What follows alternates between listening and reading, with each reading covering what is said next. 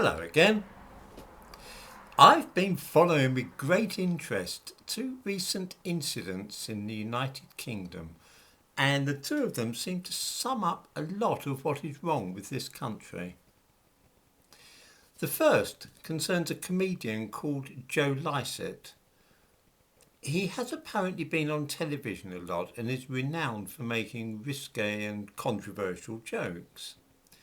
He has recently been touring the UK as a stand-up comic. So far, so good. If you go and see a young comedian like that doing a stage show, I am sure you will expect off-coloured jokes and stuff that prudish people might be offended by. Best not to pay for a ticket if you're one of those people. Probably not my kind of thing, so I wouldn't go. When he went to Belfast, though, a member of the audience was so shocked and disgusted at a joke which he made that this fellow promptly went off and rang the police about it, claiming that he had been offended. There are two weird things about this. In the first place, why would you go and see a comic known for near-the-knuckle jokes if you found that kind of humour offensive? I am irresistibly reminded of the old woman who rang the police and told them that she could see the man across the road getting undressed in his bedroom at night and thought it was disgusting. A police officer was sent to a house and found he was quite unable to see into the bedroom on the other side of the street from the window which the old woman claimed to have seen the offensive sight. He said this to the woman, who replied, "Oh no, officer. You have to climb up onto the dressing table to get a proper view. You can't just see from the window like that." This precisely mirrors the behaviour of somebody being offended after paying to go and see a comedian who tells offensive jokes. The even more weird thing about this, though, is the behaviour of the police.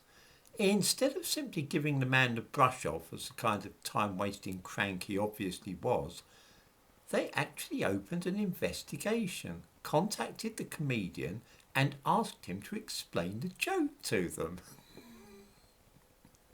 It was that fatal word offended, you see.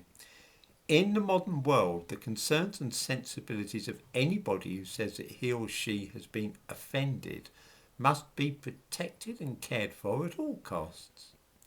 I remind viewers about the fact that I mentioned yesterday, that in half the districts in Britain last year, not a single burglary was solved.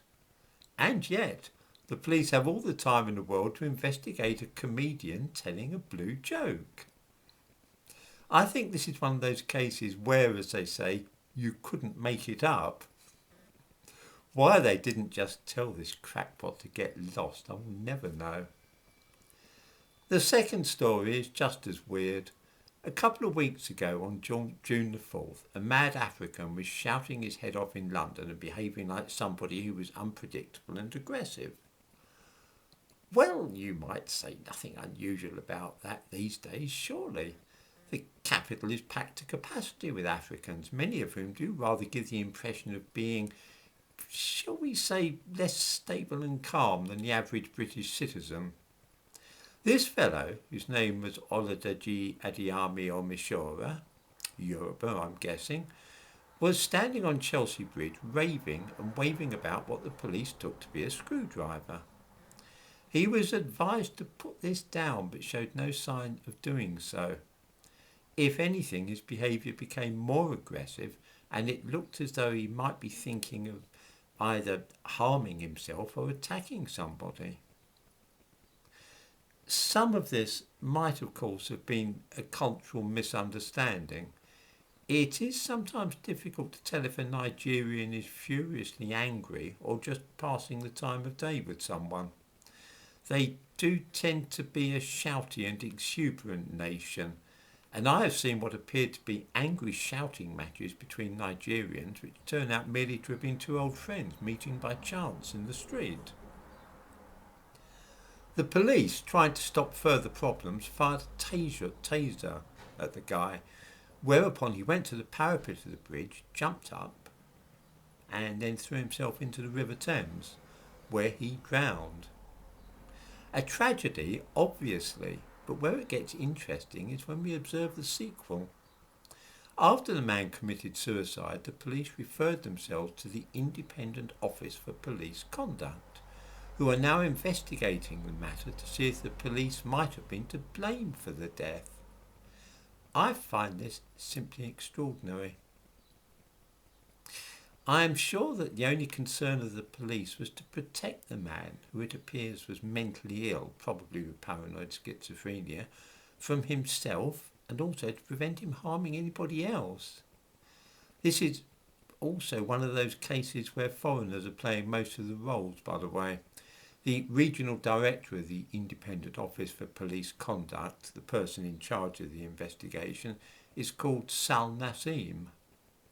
So a man called Oladaji Adiyami Omishore goes mad and kills himself, and then somebody called Sal Nassim is put in charge of looking into it. Some of us think that if there hadn't been quite so much mass immigration into this country, then this incident would not have occurred in the first place, and somebody called Sal Nassim might not be needing to try and catch out our police and blame them for what happened. As usual, I give links to these news items about this in the description to this video.